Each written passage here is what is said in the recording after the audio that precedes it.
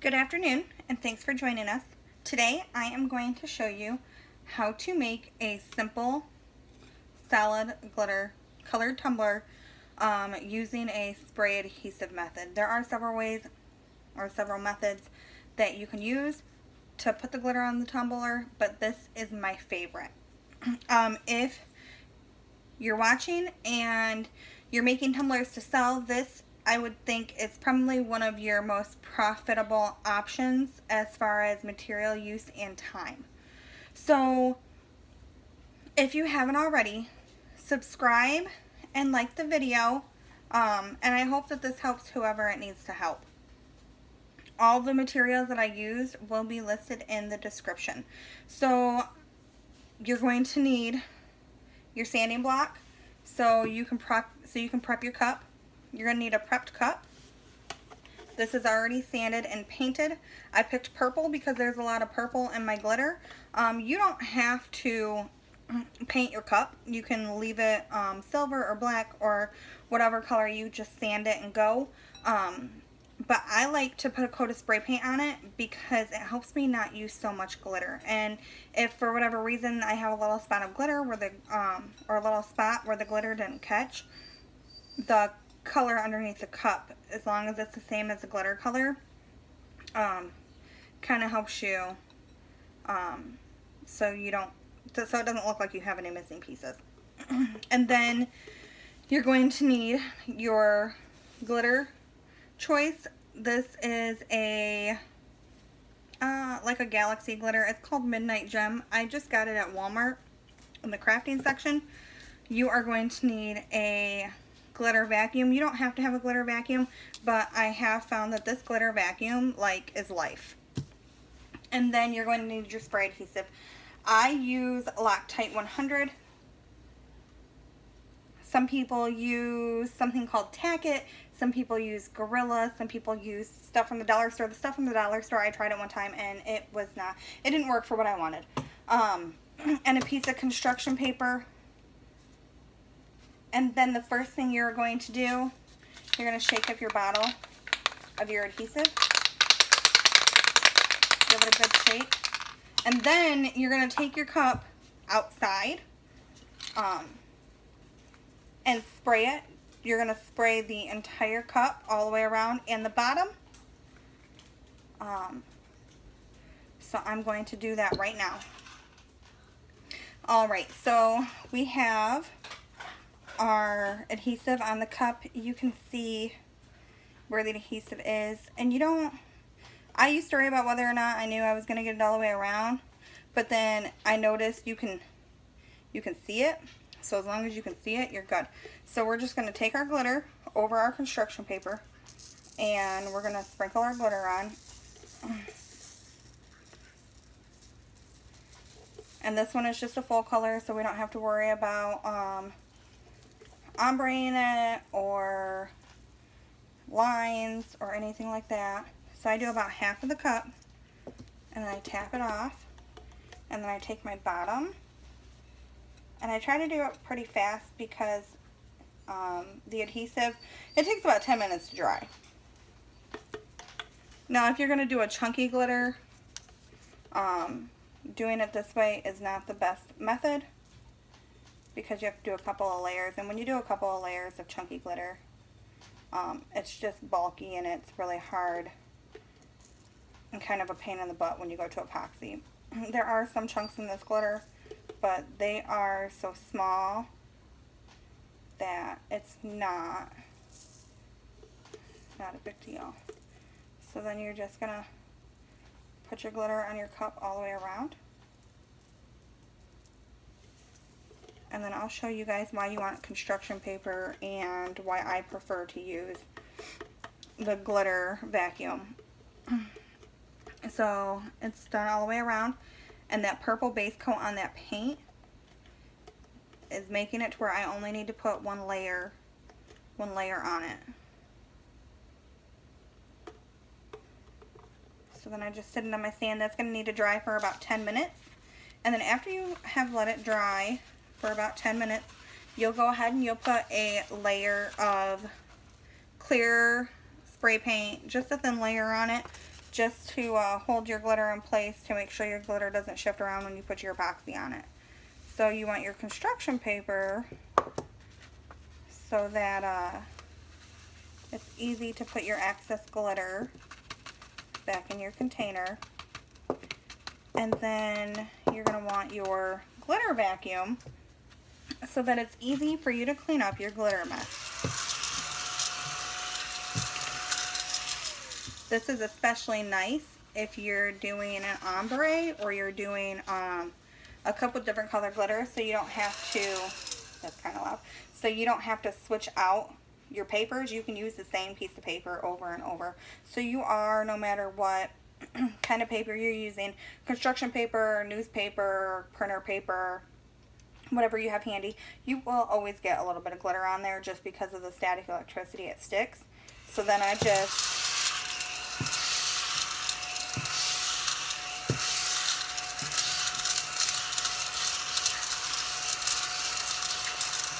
run my glitter vacuum over my paper so that I can continue to use it, and it takes all the glitter off. So we're going to go ahead and let that dry for about 10 minutes. And then spray it with our clear coat spray paint, and then we're going to let it sit till it dries, and then we're going to put our epoxy on it. Alright, so we have let our cup sit so that it is dry. We sprayed it with the clear coat, and then we let it sit to dry. Now for your next steps, you're going to need your measuring cup. I put little marks on it so I know how far to fill my A and B, because sometimes when you're putting it in, it's kind of hard to see those lines on the little cup. You're going to need your popsicle stick, and you're going to need your part A and your part B epoxy.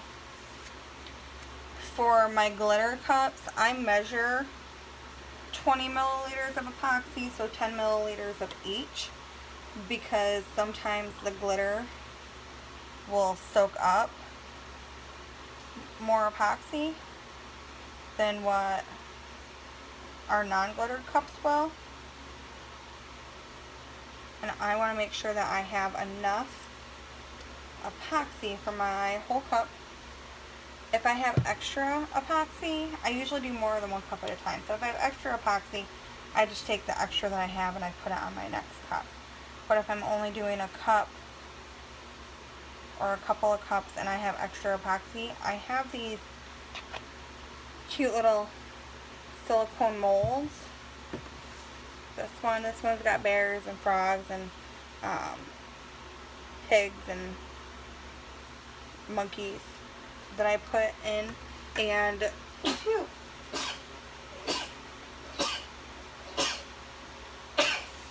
excuse me, that I put them in, and then I put them in my cups when my customers order them. It's just a little fun something. So we've got our 10 milliliters of A and B measured into the cup, and we're just going to stir it up until it's clear. And we're measuring by volume, not by weight.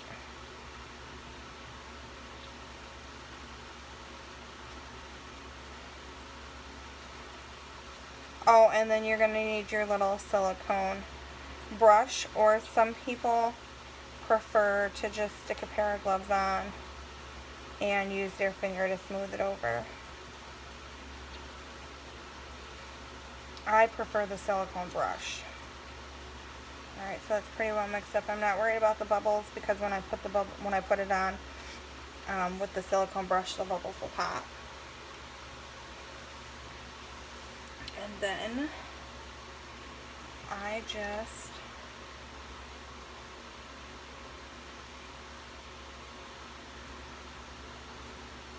go over it. And then this is our single color glitter. Wrong one.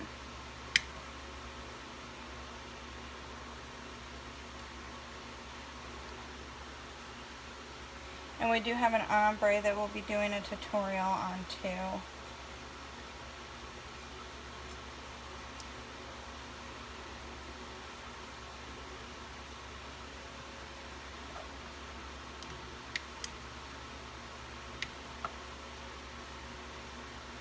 So then you'll just do it all the way around.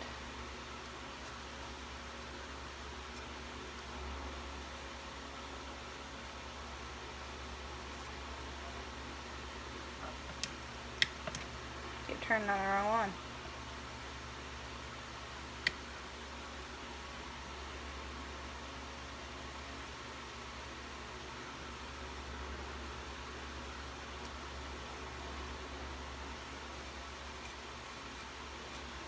And then once you have this all the way around, then you'll just let your turner spin for about 3 to 6 hours and then turn it off and let it sit overnight. I let it sit overnight. I guess it depends on what time of day you're doing it, but with me being a mom and a wife, it's kind of hard to get anything done during kid and husband hours, so mine are usually done either really early in the morning or later in the evening after everybody's settled down.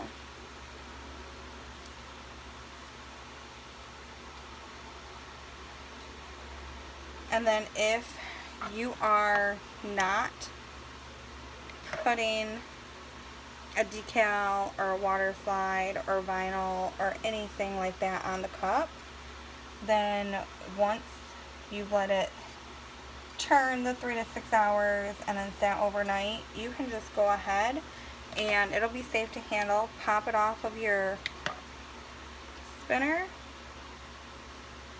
and I take the whole thing off of the whole cup off.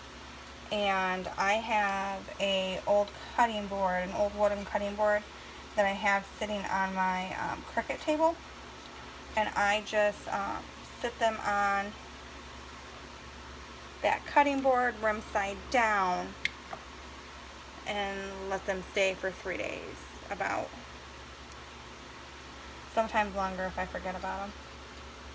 And then the cup's ready to be cleaned up on the rim and any paint off the inside, and then it's ready to go. If you are putting a decal on, which we will be doing for this one, we just let it spin for the 3 to 6 hours, and then we let it sit overnight, and then we come back in and do our decal. And then make sure, I always go through and make sure that I have enough on the top, because I've had a couple of cups where I did not have enough on the top. And if you have some glitter that comes off on your brush, it's not a big deal. And then make sure you get the bottom of your cup too. Some people forget about that. So this will pretty much be like our seal layer. You can do an extra layer of epoxy. In fact, if I'm not putting anything on this cup and just leaving it glitter, I would sand and do an extra layer of epoxy, just to make sure that your epoxy is sealed nice and good and you can't feel your glitter through your cup and you don't have bumps and all that stuff.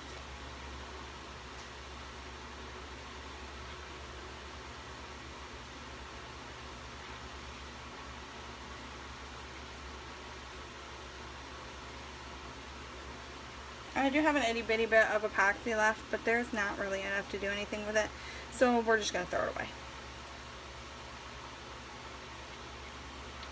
So then that's it. We're just going to let it sit and spin, and then we will come back to it after it's spun 3 to 6 hours and then sat for 24 hours, and we will do our sanding, our decal, and our final layer of epoxy.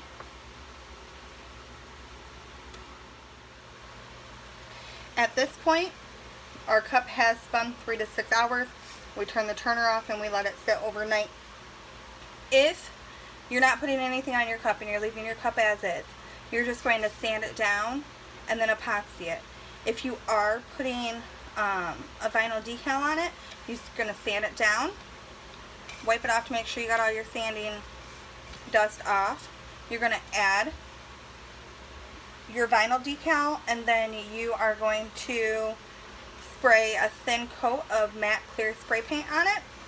And then I use the Rust-A-Loom brand. And then let it sit, let it dry, and then put your final layer of epoxy on it. If you get fish eyes or lumps or any impurities or imperfections that you don't like, just sand it again and put another layer of epoxy on it. In between layers of epoxy, always make sure you sand so your epoxy has some kind of tooth to stick to. If you don't sand, then you risk your epoxy peeling off once you or your customer wash it a time or two. And then always let spin 3 to 6 hours, and then let sit overnight so your epoxy gets nice and hard.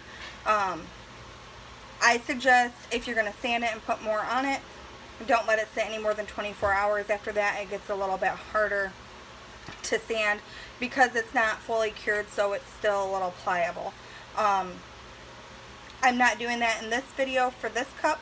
However, I do have a previous video titled Ink Tumbler Tutorial, quotation marbled, and it'll walk you through those steps. So thanks for watching. Have a great day. I would love for you to like and subscribe. Comment any questions that you have in the comment area. And again, all of the materials that I used for this cup will be posted in the description, as with any of my other tutorials or videos that I have posted.